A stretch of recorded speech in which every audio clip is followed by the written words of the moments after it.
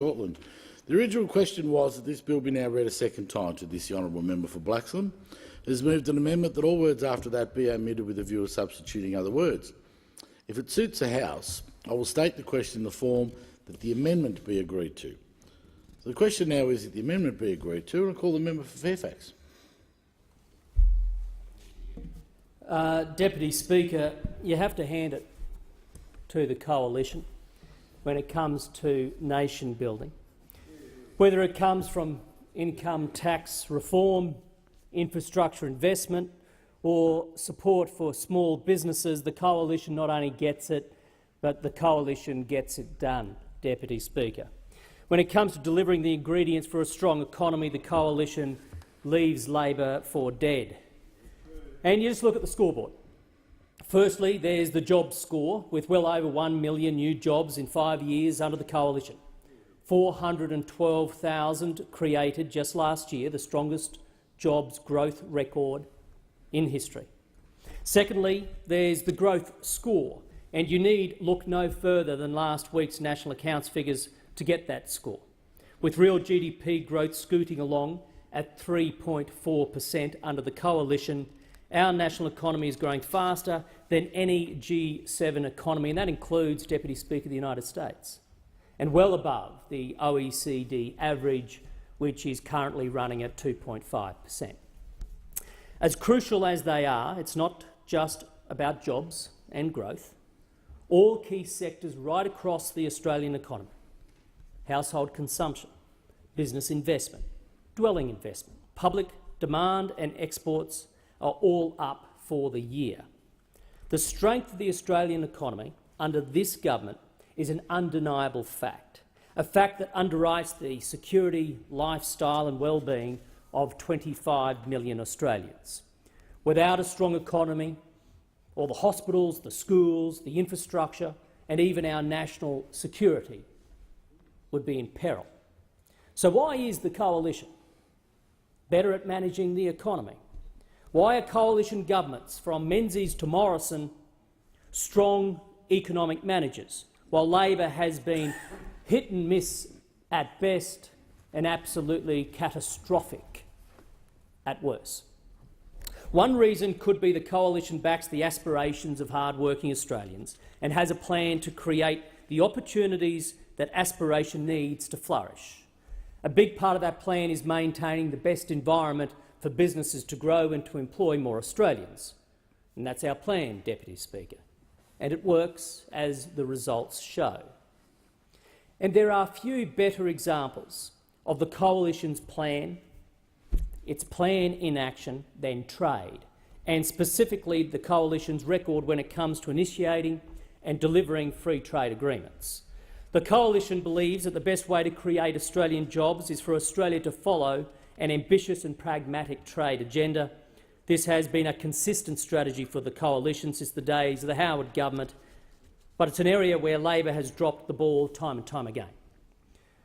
When the coalition and most Australians are delighted with trade agendas, Labor is not. While the coalition is delighted by the opposition's decision to finally back the Trans-Pacific Partnership, TPP-11, the truth is that the only thing Labor has ever had the capacity to do with free trade agreements is back them. For not once has Labor ever initiated and negotiated end-to-end and closed a free trade agreement, Deputy Speaker. Now, that's a telling statistic. Not once has Labor been capable of initiating, negotiating end-to-end and closing an FTA.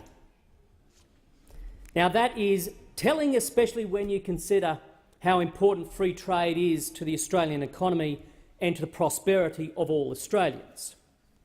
Yet you see this coalition government, since the election in 2013, closures of FTAs with Japan, Korea, China, Peru, and here we are today with a bill in the House discussing the TPP-11. And I find it extraordinary, Deputy Speaker, that the Shadow Trade Minister who spoke just before I formed part of his debating points on the belief that the coalition government needs to change how it negotiates FTAs. It's a bit rich coming from Labor that has proven itself, and the stats say this, incapable of closing a deal, incapable of initiating, negotiating and closing FTAs, and yet the Shadow Minister is more than happy to stand in the chamber and try to lecture the government that's closed Korea, China, Japan, Peru and soon TPP-11 and try to actually provide gratuitous advice about how things might improve. Now the one thing that I heard the Shadow Trade Minister mention was the idea of Parliament playing a more intimate role in engaging in the FTA negotiation process. And I found it particularly cute, Deputy Speaker, that the Shadow Minister decided to use words such as him announcing an idea today, when in actual fact the Trade Subcommittee of the Joint Standing Committee of Foreign Affairs, Defence and Trade is currently reviewing the role of Parliament in this regard. But again, that's okay. It's Labor's typical form, and we see it across every area of government, including FTAs, that they will jump on the bandwagon and try to take the credit. Look, so be it, but again, they have no standing to try to lecture the coalition when it comes to free trade agreements. From the very first decades, whether it be the New South Wales colony with John MacArthur and all the way up to today, where we're talking TPP-11, Australians have been reliant on trade. That's beyond question. And I'm proud to stand, Deputy Speaker, in support of the Customs Amendment Bill and Customs Tariff Amendment Bill that we discuss here in the House today. These bills will amend the Customs Act and the Customs Tariff Act to introduce new rules of origin and introduce new preferential customs duty rates for goods imported into Australia from nations that are parties to the TPP-11, and in so doing formally ratify that agreement.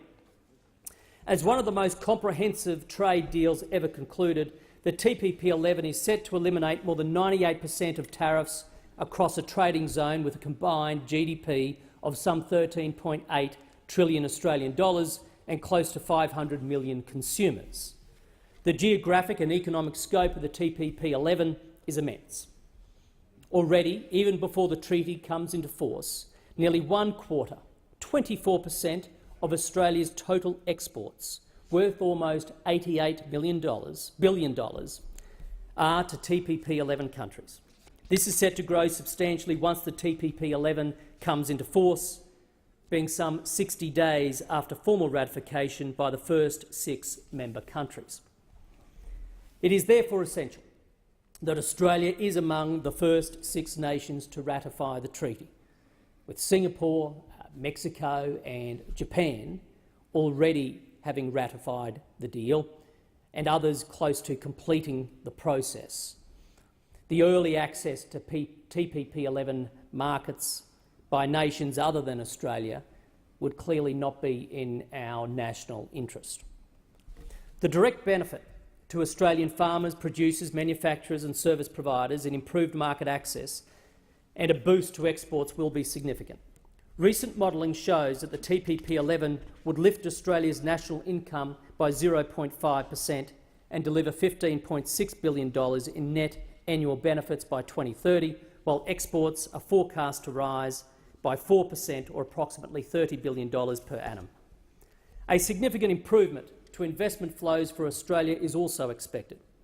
Independent analysis forecasts inbound investment to increase by $7.8 billion, while outbound investment by Australian businesses should increase by $26 billion. There are also very tangible benefits for producers and exporters, courtesy of the TPP-11, including significantly reduced tariffs on Australian beef imported into Japan, so that within 2 years Australian beef will enjoy a 13% tariff advantage over US beef. Improved access for Australian dairy products imported into Japan, Canada and Mexico. New access for Australian sugar to Japan, Canada and Mexico.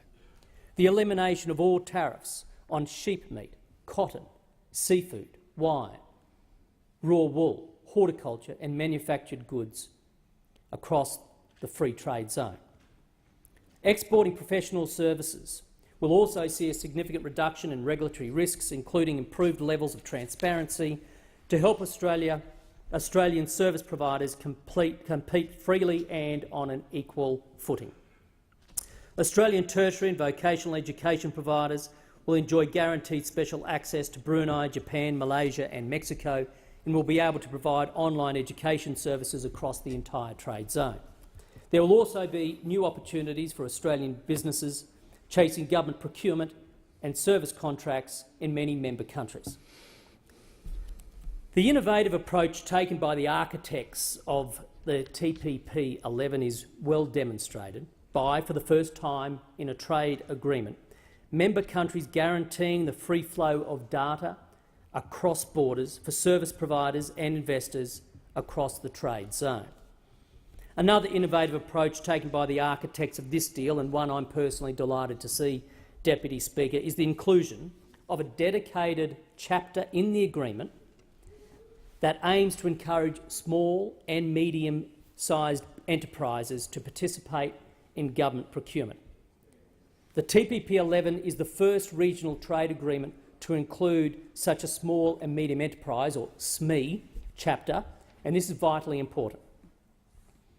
As chair of the Trade Subcommittee of this Parliament, we're currently amidst an inquiry into how small and medium businesses can better leverage Australia's string of free trade agreements. And let me assure you, Deputy Speaker, the inclusion of a chapter in this TPP-11 deal specific for SMEs, for small and medium businesses, is being welcomed across the sector.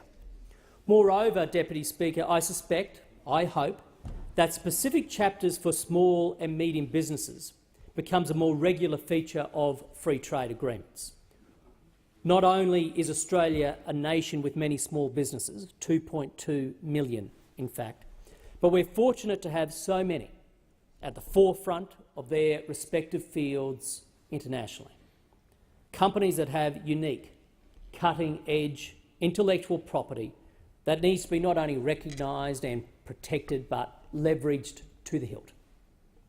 In recent years, due to the approach of this government, we have seen more and more small and medium businesses win work through government procurement.